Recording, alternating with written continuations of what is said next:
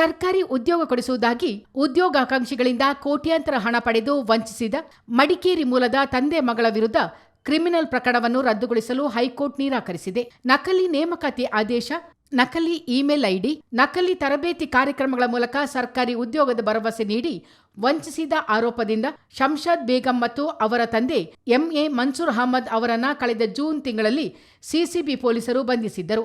ಆರೋಪಿತರು 40ಕ್ಕೂ ಹೆಚ್ಚು ಉದ್ಯೋಗಾಕಾಂಕ್ಷಿಗಳಿಗೆ ಬರೋಬ್ಬರಿ 5.30 ಕೋಟಿ ವಂಚಿಸಿದ್ದರು. ತಾವು ಕಾಂಗ್ರೆಸ್ ಕಾರ್ಯಕರ್ತರೆಂದು ಹೇಳಿಕೊಳ್ಳುತ್ತಿದ್ದ ಇವರಿಬ್ಬರು ಬೆಂಗಳೂರಿನ ಆರ್ಟಿ ನಗರದ ಗಂಗೇನಹಳ್ಳಿಯಲ್ಲಿ ವಾಸವಿದ್ದರು ಎನ್ನಲಾಗಿದೆ. ಕಳೆದ ನವೆಂಬರ್ನಲ್ಲಿ ಸಂಗಮೇಶ್ ರಾಚಯ್ಯ ಎಂಬುವರು ನೀಡಿದ ದೂರಿನ ಮೇರೆಗೆ ತಲೆಮರೆಸಿಕೊಂಡಿದ್ದ ಇವರನ್ನು ಹೊರ ರಾಜ್ಯದಲ್ಲಿ ಬಂಧಿಸಲಾಗಿತ್ತು.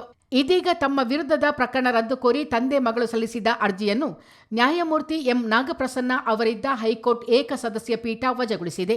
ನಕಲಿ ನೇಮಕಾತಿ ಆದೇಶಗಳು, ನಕಲಿ ಇಮೇಲ್ ಐಡಿಗಳು, ನಕಲಿ ತರಬೇತಿ ಕೇಂದ್ರಗಳು ಅಥವಾ ಸರ್ಕಾರಿ ಇಲಾಖೆಗಳ ಮೂಲಕ ಮುಗ್ಧ ಜನರನ್ನು ವಂಚಿಸುವ ಅರ್ಜಿದಾರರಿಗೆ ಈ ನ್ಯಾಯಾಲಯ ತನ್ನ ರಕ್ಷಣಾತ್ಮಕ ಕೈಗಳನ್ನು ನೀಡುವುದಿಲ್ಲ.